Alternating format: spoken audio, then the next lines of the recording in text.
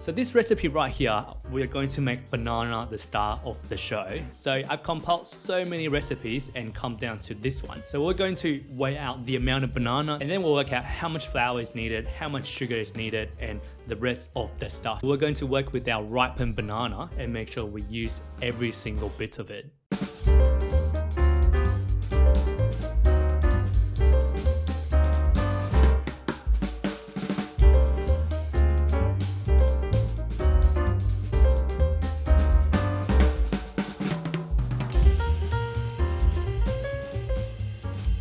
G'day guys, how's it going? Welcome back to Sam Kitchen, where I bring to you budget-friendly recipes with sustainability in mind. So earlier this week or last week, I was given about 6 bananas from my mum, but I just never got around to them and it's starting to get slightly brownish and starting to get some black dots. This is the optimum sweetness that the banana is getting to and it's really ready to be eaten. But given I've got about 6 bananas on hand, like it's just not possible for me to consume them all by myself. So I thought about making banana bread. That is just a perfect way to preserve the perfect ripened banana at its optimum state and have them last for a lot longer. It's such an easy recipe to make and it actually blew my mind how cheap it is to make considering they get sold for $4 to $5 per piece at cafes. So follow along with me and join me on this recipe, turning perfectly ripened banana into some delicious banana bread. Before we get into the recipe, if you think budget-friendly and sustainable recipes should really be more of a common thing, please smash the like button down there. That would really help promote my video to a wider audience and really help people start thinking about the budgetings and stuff. Thank you so much for doing that and we'll get cooking. To make our banana bread, we obviously want some banana. Instead of using the bright yellow fresh banana, the ones that are starting to brown or even turning black are at the full potential in terms of flavor. That is what we want here.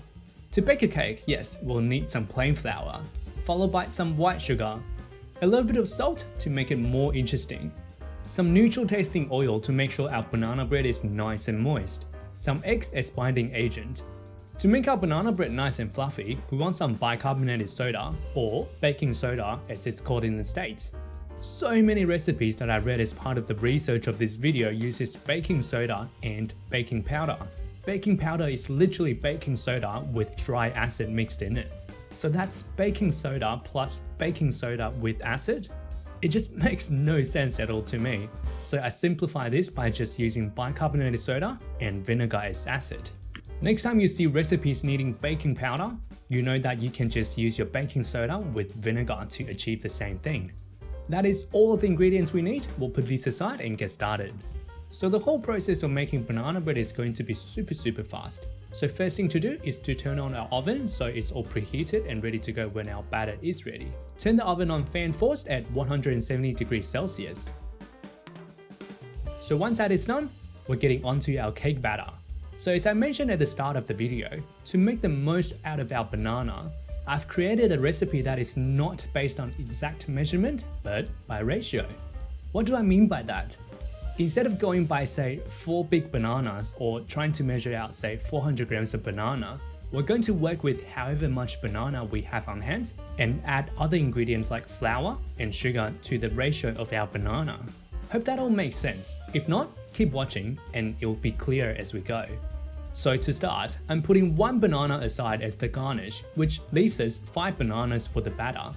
Peel the bananas, and we're only using the soft inner flesh for our banana bread recipe. I've seen people making vegan pulled pork out of banana peels. Leave a comment down below if you would like me to give that a try. There is still a decent layer of flesh/fiber attached to the peel, so I scraped it off with a knife to get the most out of it. Peeling bananas really isn't the most fun thing to watch, so here's some 30x time lapse for you to speed things up.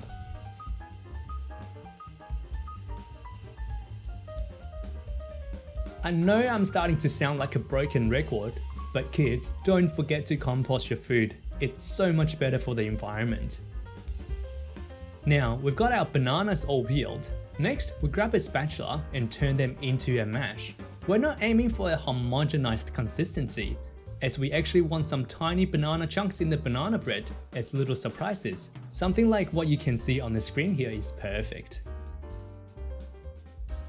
So I actually forgot to film the shot that shows how much banana we've got here. So I guess you just have to take my words for it. So we've got 500 grams of banana here. And to work with our ratio, 40% of that in sugar, and we want 60% of that in flour. That is 200 grams and 300 grams. And that is also why we always work with the scale. So I weighed out 300 grams of flour and 200 grams of sugar. And I still can't fathom why anyone would use pounds and ounces when cooking. Next, we're going to crack in 2 eggs as binding agent to hold everything together. A pinch of salt as flavor booster. Next, our fat element. We want 30% of weight of banana, so that is 150 grams. Last but not the least, our bicarbonated soda and vinegar to make it fluffy. That is 2 grams of bicarb and 6 grams of vinegar. All is left to do is combine and mix it all together. The batter should come to a consistency like what you can see here. So, I actually don't have a loaf tin at home, but I am a strong believer of just cook with what we have. Definitely more leaning towards the minimalist side. So this baking tray has got a decent height to it, so I'm going to be creative and make it work. I put in a piece of tin foil in the middle as a divider and line the tray up with baking paper. Due to the higher sides and longer shape, 2 layers of baking paper covering both directions works out better for banana bread. Same applies if you're using a loaf tin. I then oil the baking paper to make sure nothing sticks. Before we pour in our batter, remember the banana we put aside earlier? I cut it in half the long way, peel the skin off and set it aside. With our prepped make-do loaf tin, I pour in the batter evenly on both sides. And as always, use a spatula to scrape it clean and make sure we are wasting as little as possible. To garnish, we put in half a banana on each side. Sprinkle with sugar to get some nice color. With all that done, we're ready to pop the batter in the oven. Chuck it in the middle of the oven and we want to bake it at 170 degrees Celsius for 1 hour. The banana bread raised a fair bit as you can see. I was so stoked that the make-do divider works so well. After 1 hour is up, I grabbed the banana bread out and let it sit in the baking tray for 10 minutes just to let it settle a bit. I then grab it out onto a cooling rack once we hit 10 minutes mark. It's important to make sure it cools outside of the tray so we don't end up having a soggy loaf of cake. I was pleasantly surprised how easy it was to peel off the baking paper and the golden brown exterior. Look at it, isn't it amazing? The cost breakdown is as below. 600 grams of banana at $1 a kilo equals to 60 cents. 300 grams of flour at $1.10 per kilo equals to 33 cents. 200 grams of sugar at $1.10 a kilo equals to 22 cents. 2 eggs at $3.30 per dozen equals to 55 cents. 150 grams of neutral tasting oil at $3.50 a kilo equals to 26 cents. 2 grams of bicarb at $3.60 a kilo equals to 0.72 cents. 6 grams of vinegar at 60 cents per kilo equals to 0.36 cents. Altogether, 2 loaves of banana bread costed us $1.97 to make.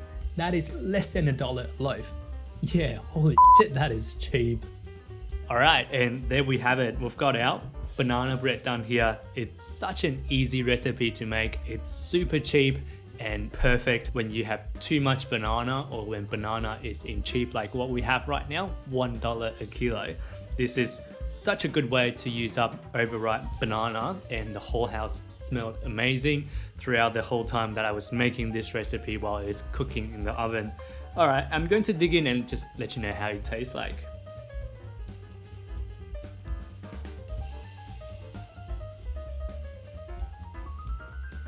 The golden brown exterior just gives it a really nice texture, and the little chunks of banana within the batter actually kind of serves as like a little surprise when you bite into it. The slightly inconsistency is actually a really nice touch when it comes to banana bread, rather than just a uniform texture that can sometimes be a little bit boring. Slap on some butter and this itself is just amazing. I can totally see why this is one of the most popular items when back in my cafe days. And honestly, thinking back of my cafe days, one of these slices of banana bread was getting sold easily for $4, $5. Just think about the money you're able to save by making this right at home. I haven't done the calculation yet, but the 2 loaves that we just made at home easily will cost us less than $2.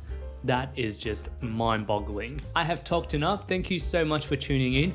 If you find this recipe helpful, if you think there are other people who can benefit from my budget cooking, feel free to give the video a like and consider subscribing. I will have budget-friendly recipe coming out on a fortnightly basis. Thank you so much, and I will see you in the next one.